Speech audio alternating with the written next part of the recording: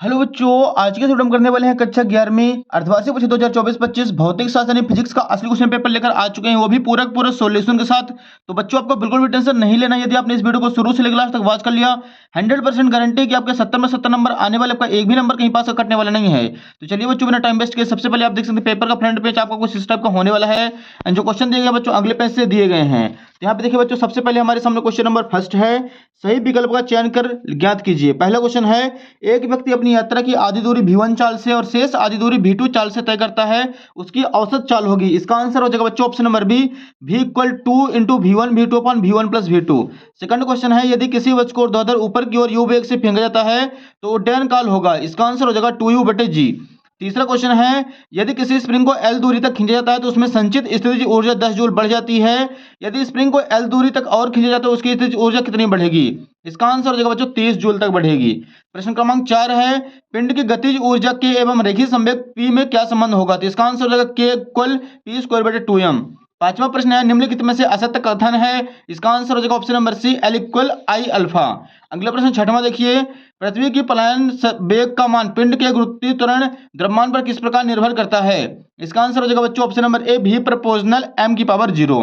तो बच्चों यहाँ पे क्वेश्चन नंबर फर्स्ट कंप्लीट हो चुका है। अगले क्वेश्चन के लिए मूव करते हैं नेक्स्ट पेज पर। यहाँ पे देखिए बच्चों, यहाँ पे हमारे सामने क्वेश्चन नंबर सेकंड दिया गया है, रिक्त स्थानों की पूर्ति कीजिए।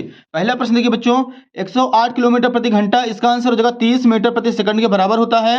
सेकंड क्वेश्चन है, सदिश वेक्टर ए बराबर 6i प्लस 8j का मापांक 10 होता है।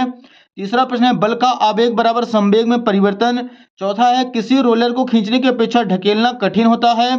पांचवा है, यदि कार्नो इंजन को 100 डिग्री सेल्सियस एवं 0 डिग्री सेल्सियस के मध्य कार्य कराया जाता है तो उसकी दक्षता 26.8% होगी। छठवां क्वेश्चन है, रुद्धोष्म में प्रसार प्रक्रम में शीतलन होता है। तो बच्चों यहाँ पे क्वेश्चन नंबर सेकंड भी कंप्लीट हो चुका है। नेक्स्ट देखिए यहाँ पे तीसरा प्रश्न है बच्चों, सही जोड़ी मिलाकर लिखिए।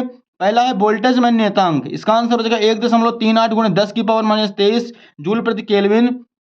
दूसरा है स्टीफन नियतांक, इसका आंसर हो जाएगा 5.67 गुणे 10⁻⁸ जूल प्रति सेकंड गुणे मीटर स्क्वायर गुणे केल्विन की पावर 4। तीसरा है गुरुत्वाकर्षण नियतांक का मान, इसका आंसर करना है 6.67 गुणे 10⁻11 न्यूटन मीटर स्क्वायर प्रति किलोग्राम स्क्वायर। चौथा बच्चों, पृथ्वी पर पलायन वेग का मान होगा, इसका आंसर होगा 11.2 किलोमीटर प्रति सेकंड। पांचवा है पृथ्वी के निकट कक्षीय वेग, इसका आंसर करना है 7.9 किलोमीटर प्रति सेकंड।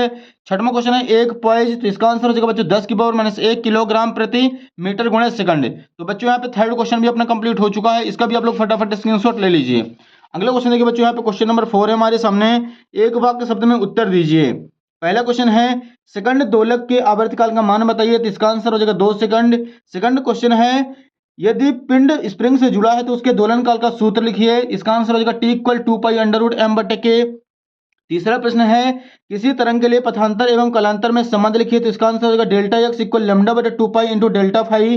चौथा क्वेश्चन है, समान लंबाई की स्टील की मोटी छड़ एवं स्टील के पतले तार में किसकी प्रत्यास्थता अधिक होगी? इसका आंसर हो जाएगा दोनों पदार्थ की समान होगी। पांचवा प्रश्न है, पदार्थ के क्षेत्रीय प्रसार गुणांक बीटा एवं आयतन प्रसार गुणांक गामा में संबंध लिखिए। इसका आंसर करना बच्चों गामा इक्वल 3/2 बीटा। तो बच्चों यहाँ पे प्रश्न क्रमांक 4 भी अपना कंप्लीट हो चुका है, इसका आप लोग फटाफट स्क्रीनशॉट ले लीजिए। नेक्स्ट देखिए प्रश्न 5 है, निम्नलिखित कथनों के लिए सत्य अथवा असत्य कथन लिखिए। पहला क्वेश्चन है, वायु का प्रत्यास्थता गुणांक ज्ञात नहीं किया जा सकता है। तो इसका आंसर होगा सत्य। सेकंड क्वेश्चन है, पिंड का जड़त्व आघूर्ण एक सदिश राशि है, ये हो जाएगा असत्य। तीसरा प्रश्न है, जड़त्व केंद्र सदैव वस्तु की स्थिति पर निर्भर करता है। तो इसका आंसर हो जाएगा बच्चों सत्य। चौथा है, स्वतंत्र पूर्वक गिरते हुए पिंड की गतिज ऊर्जा संरक्षित रहती है। तो इसका भी आंसर हो जाएगा सत्य। पांचवा है, गति करते पिंड के लिए संभव है कि उसकी चाल ना बदले किंतु वेग बदल जाए। तो इसका भी आंसर हो जाएगा बच्चों सत्य। तो बच्चों यहाँ पे प्रश्न क्रमांक 5 भी अपना कंप्लीट हो चुका है। नेक्स्ट देखिए बच्चों, यहाँ पे क्वेश्चन नंबर 6वां जो कि अतिरिक्त उत्तरी के 2-2 नंबर वाले क्वेश्चन स्टार्ट हो रहे हैं। यहाँ पे 6वां क्वेश्चन हमारे सामने, ऊर्जा संविभाजन का नियम लिखिए। यहाँ पे बच्चों सबसे पहले आपको हेडिंग डाल देना उत्तर क्रमांक 6, ऊर्जा संविभाजन का नियम।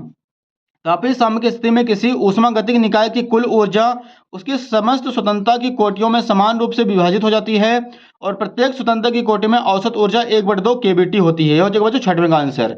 अगला प्रश्न देखिए 7वां है, ऊष्मागतिकी का 16वां नियम लिखिए। यहाँ पे हमें हेडिंग डालना है ऊष्मागतिकी का 16वां नियम। इस नियम के अनुसार यदि दो निकाय किसी तीसरे निकाय के साथ पृथक पृथक तापीय साम्य है तो ये आपस में भी तापीय साम्य होते हैं। ये हो जाएगा बच्चों 7वें का आंसर। अगला क्वेश्चन देखिए बच्चों, क्वेश्चन नंबर 8वां हमारे सामने है नेक्स्ट पेज पर। यहाँ पे आप लोग देख सकते हैं, दरवाजे के हैंडल कब्जे से दूर होते हैं क्यों? इसका आंसर आप लोग यहाँ पे देखिए, दरवाजे के हैंडल को कब्जे से दूर लगाया जाता है ताकि कम बल लगाकर भी दरवाजा आसानी से खोला जा सके। दरवाजे के हैंडल को कब्जे से दूर लगाने की वजह यह है कि इससे बल अगुण का मान बढ़ जाता है। ये हो जाएगा बच्चों 8वें का आंसर। अगला प्रश्न देखिए बच्चों, यहाँ पे हमारे सामने क्वेश्चन नंबर 9 है, न्यूमेरिकल दिया गया बच्चों। विराम में स्थित 10 किलोग्राम की वस्तु पर लगे बल की गणना कीजिए जो 2 सेकंड में उसका वेग 8 मीटर प्रति सेकंड बढ़ा दे। इसका आंसर देखिए आप लोग यहाँ पे सबसे पहले लिखेंगे, दिया है द्रव्यमान m बराबर 10 किलोग्राम, t बराबर 2 सेकंड। सॉल्व करेंगे तो f बराबर ma लगाएंगे 10 गुणे 4 40 न्यूटन आ जाएगा बच्चों इसका राइट आंसर। अगला प्रश्न 10वां देखिए, सर्पी घर्षण और बेलन घर्षण में अंतर लिखिए। तो यहाँ पे सबसे पहले हेडिंग डालना है, एक साइड सर्पी घर्षण, दूसरी साइड बेलन घर्षण। पहला पॉइंट करना बच्चों इसके बारे में, जब एक वस्तु दूसरे वस्तु के ऊपर फिसलती है तो उनके मध्य संपर्क तलों के मध्य कार्य करने वाले घर्षण को सर्पी घर्षण कहते हैं। जब एक वस्तु दूसरे वस्तु के ऊपर लुढ़कती है, घूमती है, तो उनके संपर्क तलों के मध्य कार्य करने वाले घर्षण को लोटनी घर्षण कहते हैं। सेकंड हो जाएगा, सर्पी घर्षण का मान लोटनी घर्षण की तुलना में बहुत अधिक होता है, लोटनी घर्षण का मान सर्पी घर्षण की तुलना में कम होता है। तो हो जाएगा बच्चों उत्तर क्रमांक 10 का आंसर। इसका आप लोग स्क्रीनशॉट ले लीजिए। अगला प्रश्न देखिए बच्चों, प्रश्न क्रमांक 11 है हमारे सामने, न्यूमेरिकल क्वेश्चन है बच्चों।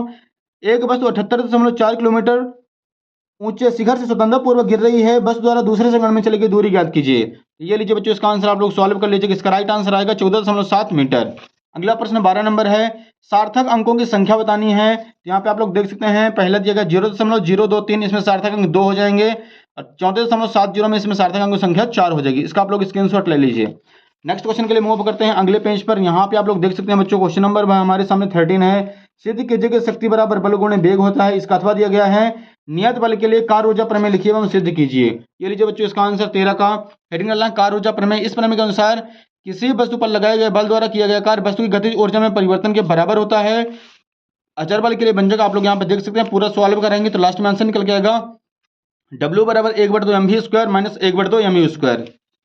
W बराबर डेल्टा के गतिज ऊर्जा में परिवर्तन, अर्थात अचर बल द्वारा किया गया कार्य बराबर वस्तु की गतिज ऊर्जा में परिवर्तन, यही कार्य ऊर्जा प्रमेय है। अगला प्रश्न देखिए बच्चों, प्रश्न क्रमांक 14 है, पृथ्वी की सतह से गहराई के साथ गुरुत्वीय त्वरण g के मान में किस प्रकार परिवर्तन होता है, व्यंजक निकालिए। या फिर आप लोग इसका अथवा कर लीजिएगा, केपलर के नियम लिखना बच्चों। केपलर का फर्स्ट नियम है, प्रत्येक ग्रह सूर्य के परितः दीर्घवृत्तीय कक्षा में परिक्रमा करता है और सूर्य इसके एक नाभि पर होता है। केपलर का द्वितीय नियम, इस नियमानुसार किसी ग्रह को सूर्य से जोड़ने वाली रेखा समान समांतराल में समान क्षेत्रफल तय करती है। तीसरा नियम हो जाएगा, इस नियमानुसार किसी ग्रह के परिभ्रमण काल का वर्ग उसकी कक्षा के अर्घ दीर्घ अक्ष के घन के समानुपाती होता है। ये हो जाएगा बच्चों उत्तर क्रमांक 14 का आंसर। इसका आप लोग स्क्रीनशॉट ले लीजिए। नेक्स्ट देखिए 15 नंबर है, द्रव का पृष्ठ तनाव किन किन कारकों पर निर्भर करता है, समझाइए। ये लीजिए बच्चों, 15 का आंसर यहाँ पे करेंगे। सबसे पहले द्रव के पृष्ठ तनाव की निर्भरता द्रव के ताप पर, दूसरा अशुद्धियों की विलेयता पर, तीसरा हो जाएगा संदूषण पर। नेक्स्ट प्रश्न 16 है, अनुप्रस्थ तरंग एवं अनुदैर्ध्य तरंग में अंतर लिखिए कोई 3। यहाँ पे एक साइड हेडिंग डालना, अनुप्रस्थ तरंग, दूसरे साइड अनुदैर्ध्य तरंग। पहला पॉइंट, इन तरंगों में माध्यम के कण तरंग संचरण की दिशा के लंबवत कंपन करते हैं। इन तरंगों में माध्यम के कण तरंग संचरण की दिशा में कंपन करते हैं। दूसरा पॉइंट, इन तरंगों में संघ तथा गर्त बनते हैं। इन तरंगों में संपीड़न तथा बिरलर बनते हैं। तीसरा पॉइंट, इन तरंगों को ध्रुवित किया जा सकता है, इन तरंगों को ध्रुवित नहीं किया सकता है। तो ये हो जाएगा बच्चों उत्तर क्रमांक 16 का आंसर। नेक्स्ट देखिए 17 नंबर बच्चों, यहाँ पे वैन डर वाल्स समीकरण दिया गया है, आप लोग इसका अथवा कर लीजिएगा। अथवा एकदम सिंपल है, यहाँ पे हमें फाइंड करना है बच्चों, स्टोक के नियम की स्थापना करनी है। तो लीजिए इसका आंसर उत्तर क्रमांक 17 का, आप लोग पूरा का पूरा सॉल्यूशन देख लीजिए। लास्ट में निकल के आएगा F = 6 पाई ईटा RV, यही स्टोक का नियम है। अगला क्वेश्चन देखिए बच्चों, यहाँ पे 18 नंबर हमारे सामने दिया गया है, सिद्ध कीजिए कि पृथ्वी को किसी पिंड के तल से ऊपर की ओर फेंकने पर प्रक्षेप का पथ परवलयाकार होता है। ये लीजिए बच्चों क्रमांक 18 का आंसर, प्रक्षेप का पथ हमें परवलयाकार सिद्ध करना है। यह परवलय का समीकरण निकल के आ गया, y बराबर x tan theta minus 1/2 g x square बटे u square cos square theta, अतः प्रक्षेप का पथ परवलयाकार होता है। ये हो जाएगा क्वेश्चन नंबर 18 का आंसर। अगला प्रश्न देखिए बच्चों 19 नंबर है, किसी बर्तन में भरे तप्त भोजन का ताप 2 मिनट में 94 डिग्री सेल्सियस से 86 डिग्री सेल्सियस हो जाता है, जबकि कच्छ ताप 20 डिग्री सेल्सियस है। इसका व्यंजक निम्नलिखित कीजिए। इसका न्यूमेरिकल है बच्चों, यहाँ पे इसका आंसर आप लोग देख सकते हैं 19 नंबर। इसका आप लोग फटाफट स्क्रीनशॉट ले लीजिए, अपनी कॉपी में नोट कर लीजिए। 2 से 3 बार आप लोग लगा लेंगे तो 100% गारंटी है कि आपसे पूरा पूरा याद हो जाएगा। अगला प्रश्न देखिए बच्चों, लास्ट क्वेश्चन 20 मोस्ट इंपोर्टेंट है, सरल लोलक के आवर्तकाल का व्यंजक T = 2 पाई √ L बटे G का निगमन कीजिए और बताइए कि आवर्तकाल किन किन कारकों पर निर्भर करता है।